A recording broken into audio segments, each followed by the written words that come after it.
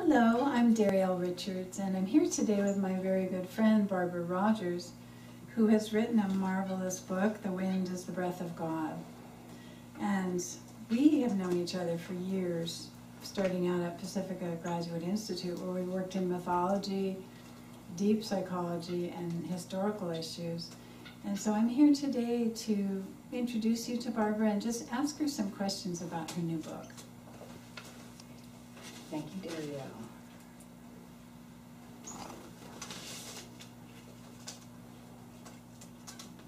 So in a nutshell, Barbara, what is the main theme of your book? I think the main theme, and there's so many, I have to tell you, that I should have a chart in the back with all the themes, but the main theme is the way we grow from very simple, literal, childlike beings to a much greater appreciation of the role of love and cooperation, growing together instead of apart, being inclusive instead of exclusive, and that the people in the book all learn this lesson one way or another. They have to struggle with it because all of us are bound by our fears and our desire for success and money and power and all these things that really interfere with our connectedness with other people.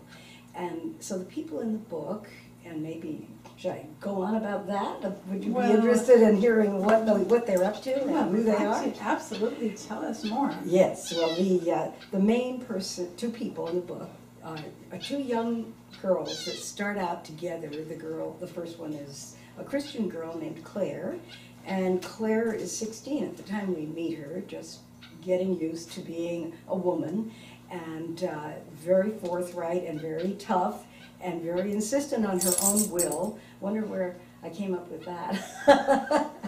She reminds me of me at that age. And so I think all the characters are, to some extent, the author, and we just embroider on them. But anyway, there's Claire, and she is a young woman of great presence, and she desires to be a real Christian, and the way she understands that is that you give everything you can, and you pray really hard for what you want, and beyond that she doesn't quite know, as we are as children. And then she takes on the care of two Jewish children, a boy and a girl, brother and sister, and she keeps them for a while, and they become very attached to each other. And Dora is like her little sister, her daughter almost. And Claire doesn't get on too well with her mother, so she really appreciates having little Dora around. But what happens is that they are separated very soon after the book begins. They are separated on the bloody beach at Dunkirk. It's in a very wild scene where the people are being transmitted to England in boats, and many of them don't make it. So when Claire gets conked on the head and doesn't know what happened, the kids are taken away. She doesn't know what happened to them and she doesn't meet them again for a very long time. But as you know, there is this idea of entanglement that all of us who have ever been connected have some bond, and we never really lose each other if there is a deep connection in the beginning. Scientifically, this is true of particles that are separated, but emotionally and socially and spiritually, I think we all those who have touched us will in some way react to what's happening to us. We will feel it in some way. You know, people who have had trouble, you suddenly wake up at night, oh, I wonder what happened to her. Because you sense it, you're still connected. And that's the entanglement that goes on with Dora and Claire throughout their very complicated lives. Claire winds up in America. She and her aristocrat husband, Paul, wind up in a totally alien culture. They're Europeans who value the arts and are very sophisticated. And they wind up in New Jersey, and they're surrounded by people they don't understand and who don't understand them. They must raise their children in an alien culture, essentially. And this is what their struggle is. And they must get along together, because to a certain extent, all married people are aliens to each other. And they don't find this out until too late, but that's what happens. And gradually they grow together after some difficult times. And Dora, meanwhile, has gone off to Israel with her brother Maxie. And they have to make peace with some of the elements in the culture there. Both of them are trying to flee from Hitler's Europe. And they're trying to flee violence and ugliness and evil. And yet, you can't really escape it. When they get to America, their kids wind up with getting involved in the Vietnam War protests, and they have problems with drugs and abusive husband and all that kind of thing.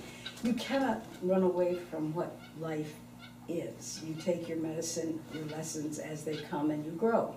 So that's what's going on in this book. And by I'm wondering, Barbara, if there's anything historical about this book, or if it's actually more of a current story and even having implications on the conflicts between the Israelis and the Arabs. Oh, there's a lot of that, because we see Dora come to Israel in 1948, the beginning of Israel's history, and you see gradually how Israel gets tied up in messes that nobody anticipated, because the Israeli people, or the Jewish people that had lived there, and the Palestinian people, both of them Palestinians, Palestinian Jews, Palestinian Arabs. There is no such thing as just a Palestinian. That those people were able to get together and work together in a very unpromising environment. There were swamps, there were deserts, there was illness, there was just nothing. It was a mess. And the Israelis came in and created a fantastic modern economy with the aid of America. Of course, much of the American aid has gone into armaments made in this country that have then been bought by the Israelis. And so we have this terrible complication of a country trying to give itself a space in this world, even a tiny one, where its people can live and thrive and give what they have to give, and nobody seems to understand that they have a right to exist. And we are given, at least in this novel, a chance to see what it's like to be an Israeli and go through the violence and the turmoil. And we also see how many of those Israeli people in the book, will come about to understand that the only way peace will ever be achieved is by giving and receiving mutually. And there's a place called Givat Haviva where this is going on to this day. I've been there and I've seen it. Arabs and Jews working together and learning from each other, learning each other's languages, finding common ground in gardening, in study, in human friendships. And that this model exists, and those people, the Arabs of that region, it's interesting to note that when Scud missiles were falling on Tel Aviv, and the Tel Aviv people were terrified and didn't know where to run, the Arabs of the Givat Haviva area, where all of this very loving interaction had been going on, offered their homes for those people to come, those Jews to come and stay. That is the model that the book proposes, ultimately. But throughout, there is the history of Israel and the history of the United States during that very difficult time of the Vietnam War up until very close to the present. Because Israel and America have had parallel courses. We both sampled what it's like to get involved in an economy based on war. And we both know that it's not the best way to go. And yet, how do we get out of it?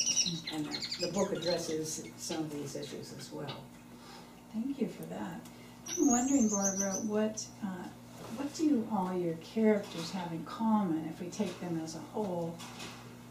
All of them, I think, have in common the desire to see beneath the surface of life, to find those currents of deep spirituality, to get some meaning in their lives. Each of them goes at it in a different way.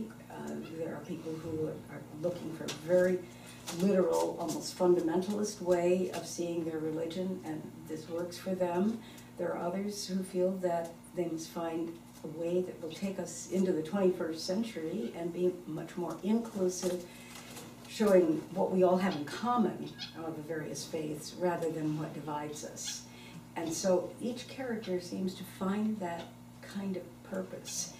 And as I say, each in a different way, appropriate to that character's own style, whether you're an artist or, in Claire's case, a musician, or in her children's case, one of them is a lawyer, and he goes and he becomes a senator, and fights for disarmament in the 1980s.